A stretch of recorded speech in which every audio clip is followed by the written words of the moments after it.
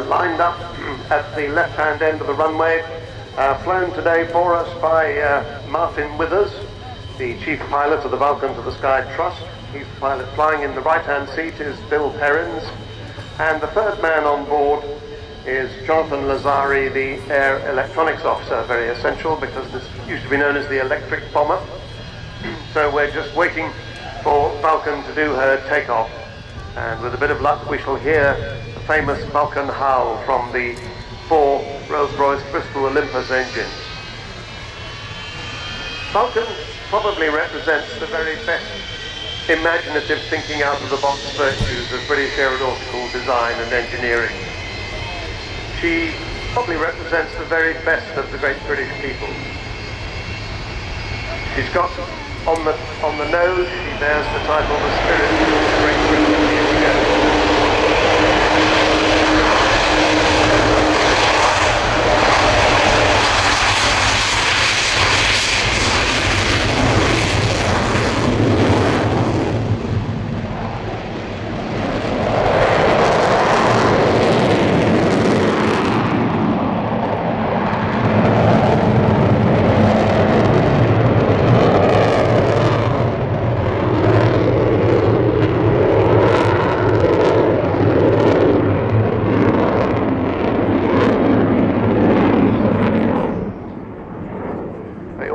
Even when she first appeared at Farnborough in the early 1950s, capable of carrying 21,000 pounds of weaponry in the Bombay, which we shall see earlier.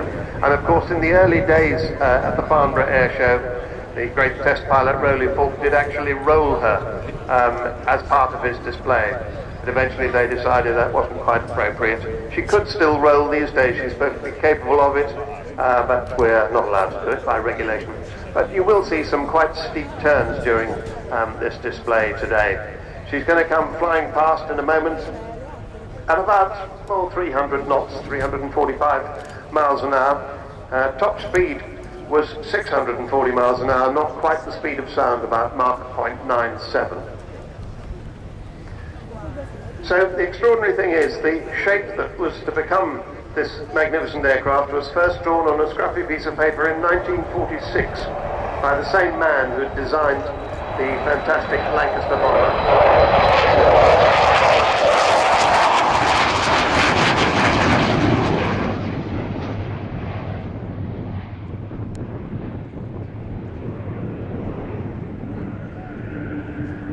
And the really extraordinary thing is when you picture the Lancaster bomber, which is a sort of typical Second World War shape, that there is only 11 years between these two aircraft. Lancaster first flew in 1941 and Vulcan flew in 1952. But they look as if they come from different centuries, really. Roy Chadwick was the man who designed this. He died in 1947, sad to say, in a crash, so he never saw his brilliant design fly, and nor did he see it become the first successful operational delta-winged aircraft in the world. So the RAF got its first Vulcan in 1956, and with its contemporary bombers, the Valiant and the Victor, it had been designed to carry the British nuclear deterrent during the Cold War. And indeed, this year, 2014, it's 25 years since the fall of the Berlin Wall and the collapse of European communist regimes, which did eventually end the Cold War. Now, as Martin Withers brings XH558, that's her number, XH558, back towards us, he's going to turn. You can see the power coming on those engines, and he's going to do a spiral climb.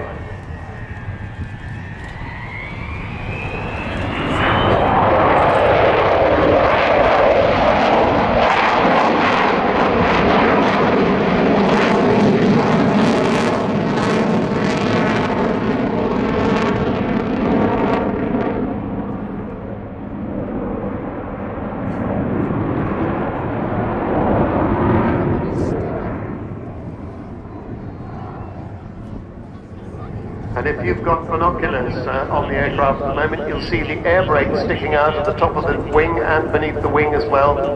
And the undercarriage is coming down. 18 wheels of the undercarriage. He isn't going to land just yet, though.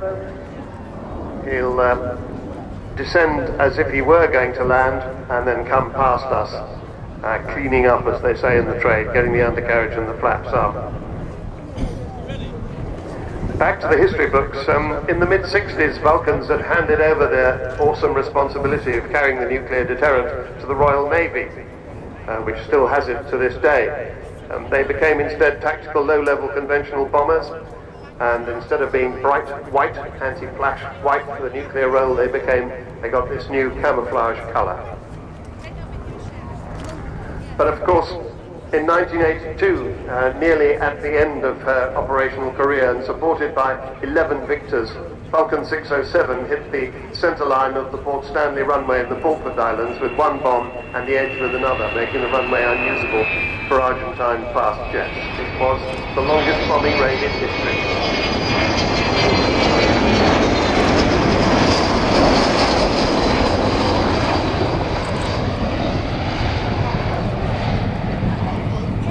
And in fact, it was about 7,700 miles round trip, which is about the same distance as from here to Bali in one hop. And it took no less than 18 air-to-air refuelings. And of course, the man in charge was the man who's flying 558 today.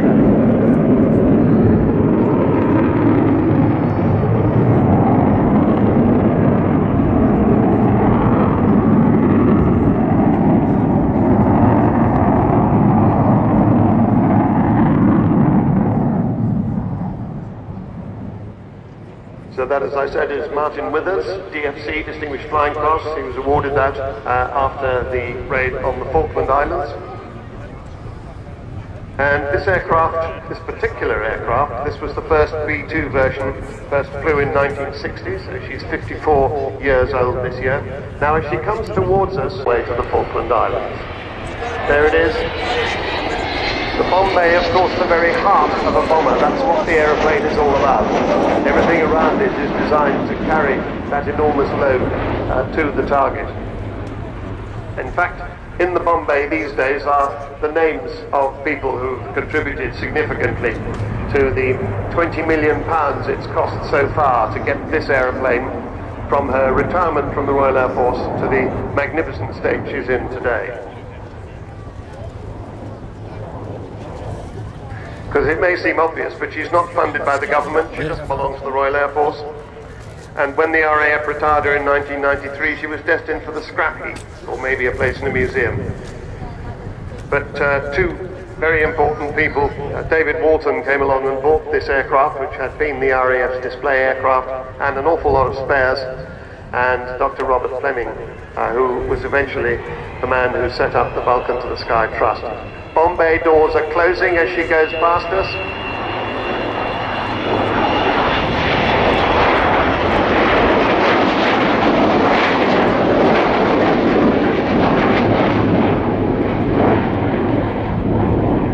As I was saying, it's cost £20 million, including £2.7 million in an unprecedented heritage lottery grant.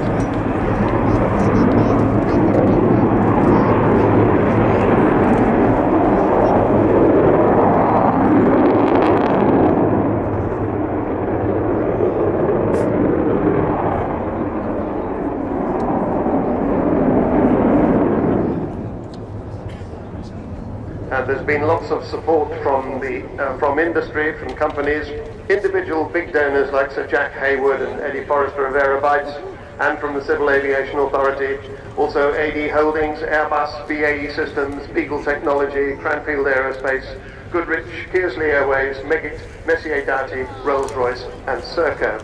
But most of the money has come from you. And thank you so much for showing how much you really love this aeroplane. I was saying earlier, we've just had some very good news this week from the Farnborough Air Show, where they polled 16 and a bit thousand Facebook followers as to what was their favourite aeroplane at the Farnborough Air Show. Second was the Red Arrow, first was this XH558.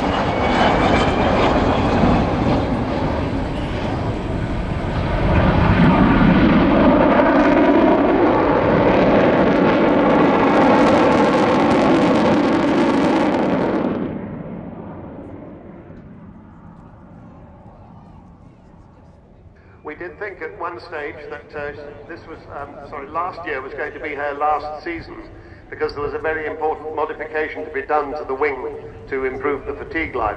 All Vulcans were due to have that modification, but none had lasted long enough to need it. So there wasn't the technology available to manufacture it. There were no drawings. Cranfield University did a wonderful job of reverse engineering, and Beagle Technology made the patches and everything, and the leading edge of the wing was successfully modified. She's now good till the end of 2015, we hope. And it is, at that stage, it's probably the engine life that is going to cause her to finish, but that is not for sure. She may go on after 2015. See now, the wheels have come down, all 18 wheels, and she'll be landing off this approach. And so he'll just let the aircraft float down the runway with the nose held high in the air, and the oncoming airflow slowing the aircraft down with that enormous, great, well, bigger than barn doors Delta wings. Although, interestingly, she's not quite as big as you might think. She's about the same size in length and wingspan as a small Airbus airliner, an A318. 111-foot wingspan, that's as long as an A318. 105-foot long. The Airbus is, it has 103-foot of wingspan. So, of course, she looks entirely different because she's not a cruciform shape like most aircraft are. She has that Delta shape. And she was, of course, as I was saying, the first operational Delta wing to fly in the world. So, just coming in to touchdown, see the air brakes on the top and underneath the wings there. 16 wheels down, and the braking chute has appeared. There it is. So he won't be keeping the nose up, but he will be using the braking chute on this comparatively short runway for a big aircraft like this. And they're dropping the braking chute, which somebody has to go and pick up, so the runway is cleared. So that was the Vulcan display. The Vulcan has landed. If you've enjoyed it and you'd like to... So, just looking on now to the rest of the afternoon while we have a brief moment to catch up. We're heading after the Catalina to see the spare Typhoon. My passport then we're going to see national action. The Royal Danish Air Force with their baby Lucy, the Belgian Air